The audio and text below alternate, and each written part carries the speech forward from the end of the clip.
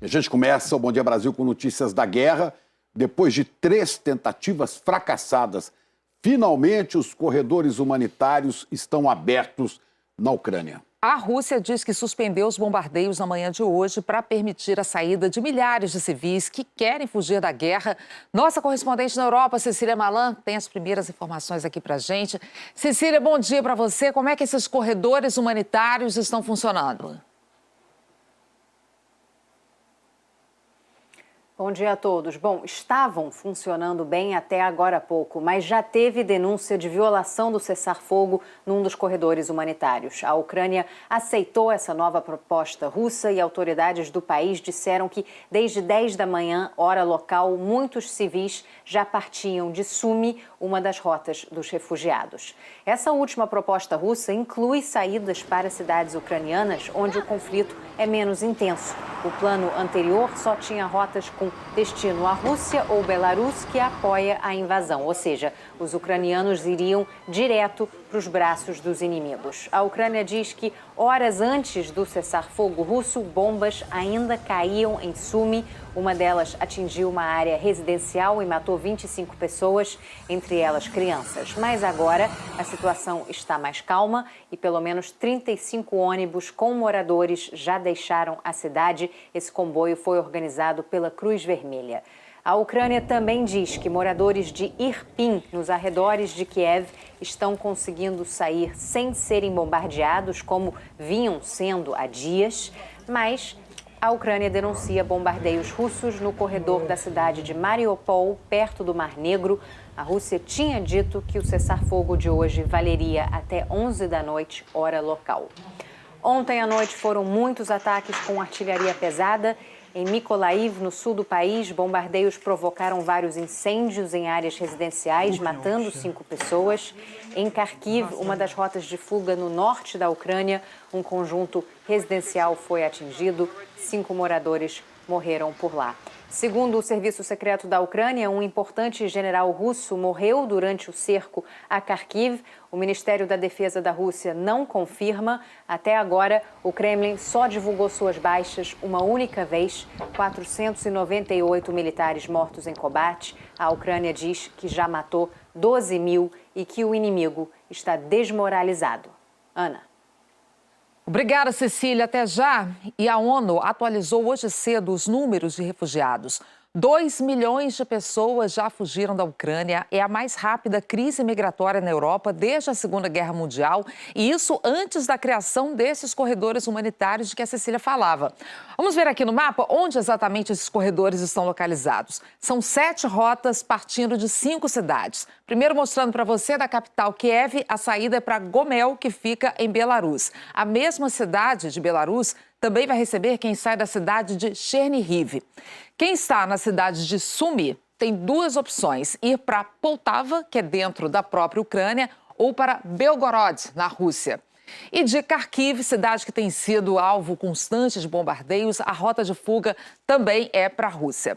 De Mariupol, que fica aqui no sul da Ucrânia, são 2 alternativas: para o próprio território ucraniano ou para a Rússia. Os corredores humanitários são zonas desmilitarizadas que duram um tempo específico para a saída dos civis. Todos os lados do conflito têm que concordar com os termos, porque existe o risco de abuso, como usar as rotas para contrabandear armas. O G1 fez uma reportagem que detalha este tipo de estratégia e em quais guerras ela já foi usada. Em meio ao conflito e à fuga em massa da população, ucranianos e russos tentam avançar nas negociações de paz. Quais são os próximos passos, Cecília? Bom, Ana, uma 4ª rodada de negociações está prevista para hoje. Ontem, as 2 delegações saíram da Belarus sem acordo, mas pelo menos esse frágil diálogo continua aberto. Foi dessas conversas que saiu, por exemplo, a ideia para a criação dos corredores humanitários que aliviam o sofrimento de civis. Mas as diferenças entre os 2 lados são muitas. A Ucrânia quer um cessar-fogo imediato e a retirada das tropas russas. Moscou insiste em exigências como a desmilitarização da Ucrânia, algo que o presidente Volodymyr Zelensky já descartou. Os ministros do exterior dos dois países concordaram em se encontrar pela primeira vez desde o início desse conflito. A reunião será quinta-feira, agora, na Turquia.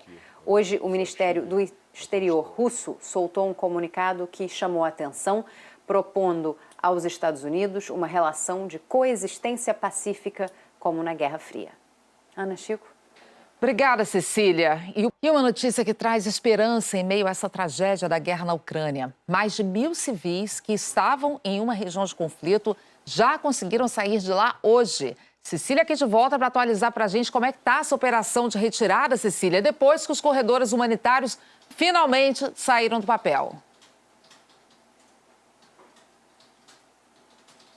Alguns deles, Ana, os civis estão conseguindo sair de pelo menos 2 áreas de conflito. Uma delas é Irpin, a pequena cidade próxima de Kiev, que vinha sendo intensamente bombardeada pelos russos. Eles seguem para a capital ucraniana, de onde sai um dos corredores humanitários. Outro corredor seguro neste momento é o de Sumi. Dezenas de ônibus já saíram de lá. Na primeira leva embarcaram 1.000 estudantes. Mas o governo ucraniano denuncia bombardeios em outro corredor, o de Mariupol, no sul do país. Diz que 8 caminhões com suprimentos e 30 ônibus para retirada de civis estavam a caminho, mas os bombardeios impediram o avanço deles. O presidente Volodymyr Zelensky diz que uma criança morreu hoje por desidratação na cidade, que há dias está sob cerco das forças russas, sem água e energia em pleno inverno. Ontem à noite, ataques aéreos russos destruíram 2 depósitos de combustível em Jitomir. Em Mykolaiv e Kharkiv, os bombardeios atingiram áreas residenciais e mataram 9 moradores. O presidente da China pediu hoje moderação nos 2 lados da guerra. Xi Jinping diz que apoia os esforços de paz.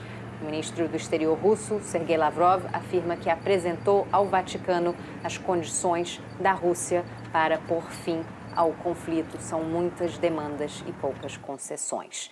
O presidente da Ucrânia vai falar hoje à tarde no Parlamento Britânico. Será a primeira vez que um chefe de Estado fala por videoconferência no Parlamento. Os deputados terão tradução simultânea.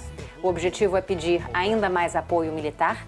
Até agora, o Reino Unido já enviou equipamentos de defesa e munição para a Ucrânia, mas rejeitou o pedido por uma zona de exclusão aérea, por achar que isso pode levar a um conflito direto com a Rússia. Eu fico por aqui acompanhando tudo na Ucrânia e a gente volta a se falar amanhã. Até lá, gente.